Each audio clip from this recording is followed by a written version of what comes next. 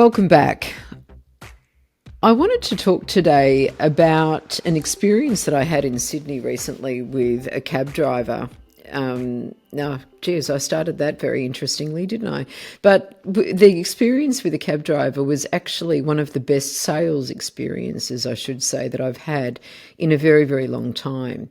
And what it did for me was it reinforced some of the principles that Alex Hormozi talks about, that are a really good best practice for sales professionals.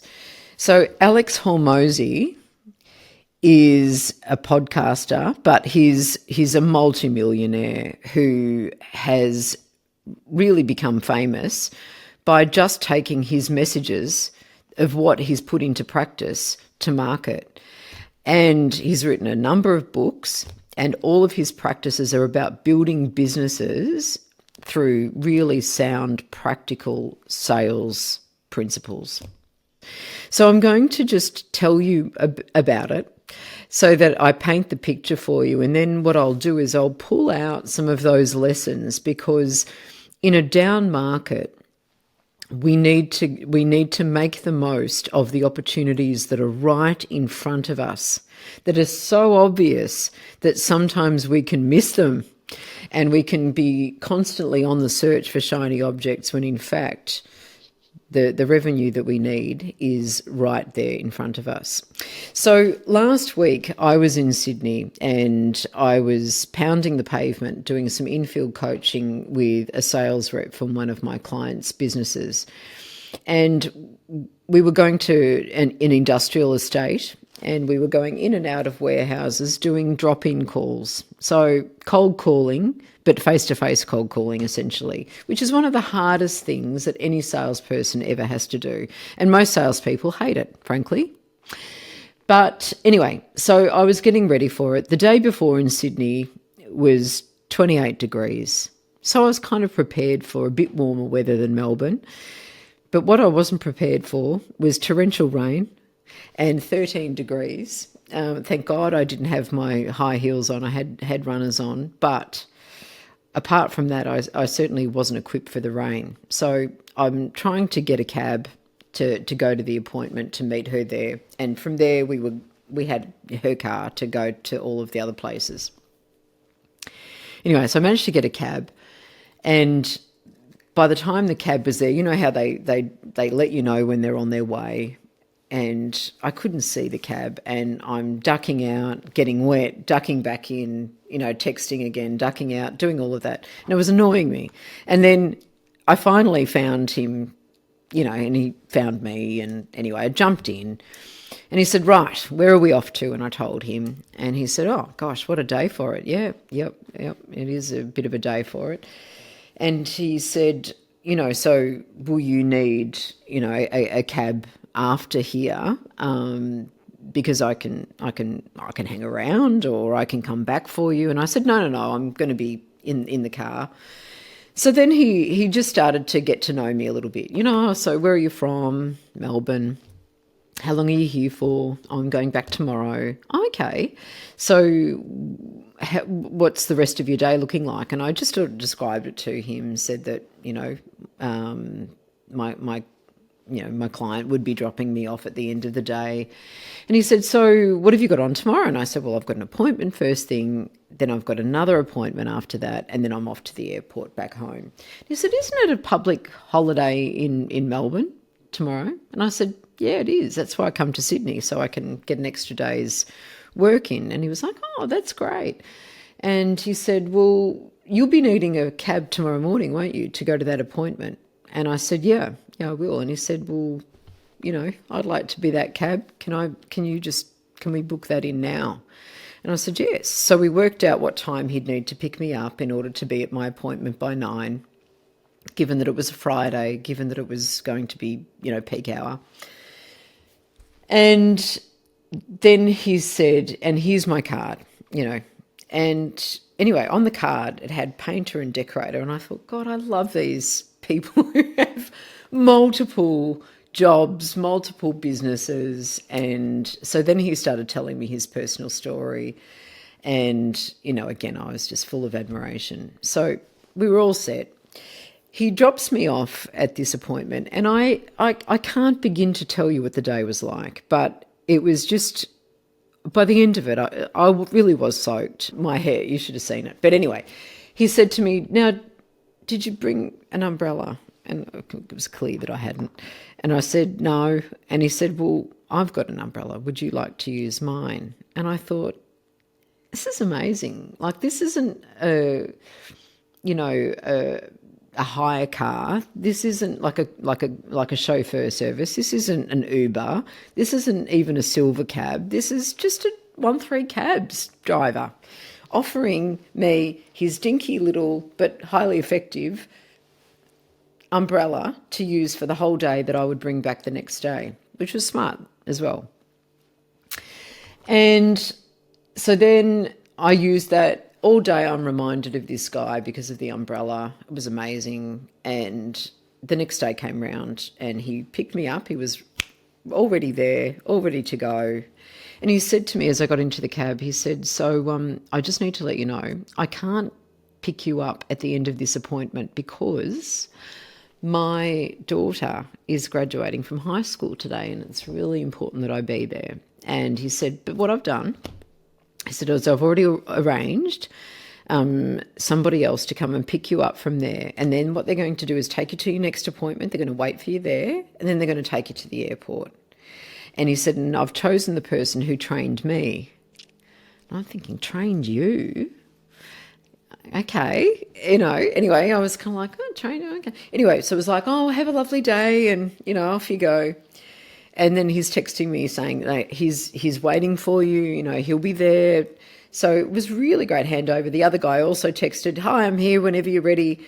Came out of my appointment, jumped into the cab, and there was a difference in this other fellow who picked me up, and I could tell from his demeanour that there was a quiet confidence about him. He just held himself differently. And I got into the cab and it was immaculate. It smelt good. He smelt good. He looked good. There was water in the door. And we started talking and I said, now, the other driver told me that you trained him. What does that mean? And he said, yeah. He said, I've got a few people that I've trained to do this who work for me. And he said, I just tell them, what I want them to wear, how I want them to keep their cabs, and a few other little bits and pieces too. And so this is where it gets interesting, because what I've noticed is that he made sure, and these are some of the Hormozi best practice principles, which is, Hormozi's principle of BAM-FAM, book a meeting from a meeting. And that's exactly what that taxi driver did for me. And that's obviously part of the training. But this fellow also said to me, and you make sure that you're always available. And it doesn't matter how far or how small the fare is, you always do it, no matter what. And you deliver excellent service. You talk to the customer. He said, so many cab drivers you get in, he said, and they're singing to themselves or they're in their own little world and they don't say anything. And I thought, yeah, you don't have to tell me that. Like, I've caught enough cabs in my time to know that, that's pretty standard, the standard fare. And it's nice. It's nice to have that really good balance between someone not, respecting your time. Because sometimes I was on the phone and I was sending emails. Sometimes I was on the phone talking. Respecting that, but also being open and interested and curious. Anyway, I was probably the most curious because I said to him, so how many cabs do you have? Thinking he was going to say 5-ish, And he said to me, 200. And I thought, I know I'm deaf, but did I hear that right? And I said, did I hear you say 200? And he said, yeah. And I said, wow, oh my God, that's just mind-blowing. And I said, okay, now I'm in. Right. I want to know, I said, so when you bought your first cab, did you have that number in mind? Was that your end goal? Was that what you wanted to do? And he said, well, I didn't buy my first cab. Well, now I'm really in, right? So I'm just, okay, I'm intrigued. And so I said, okay, tell me the story. And he said, I was driving cabs and there was a point, and he tried to describe the point in Sydney, but he said it was a point where you knew that all of the fares were going to be really minimal, like under $20, because they weren't too far, like 50 metres, 100 metres, maybe 200 metres down the road. And he said, so most cabs would avoid that area, pardon me, because they just knew that, they weren't going to make much money. And he said, whereas I didn't care and I took everything. And he said, and I looked after this couple. Anyway, to cut a really long story short, this couple was so impressed by him that they started to use him for everything. They didn't drive, they were elderly, but he was obviously an executive and his wife had lots of appointments that she needed to get to. So he became their personal driver. Fast forward 3 years, he invites him over on a Saturday, rolls up the garage, there's a cab. He was so good. This couple obviously had the money, but I'm sure they don't do this for everyone, bought him a cab and said, here's the proviso that you continue to do this for us, basically. And when I go, said the husband, you do this for my wife until she passes. Anyway, so he used that as an opportunity to then grow his business. But he said, I wouldn't have had that opportunity if I was picking and choosing my fares and if I didn't treat everybody like they were so special. He said, this, where I picked that couple up from, he said, I now service 58 of their neighbours. He said, I've got the whole street as part of my clientele. He said, and then all of those customers refer customers to me. He said, and that is how I've grown a business. So I think we can take something from that in this market whereby we know that there's opportunity there, and it's about how we treat everybody in front of us. Are we curious? Are we asking questions?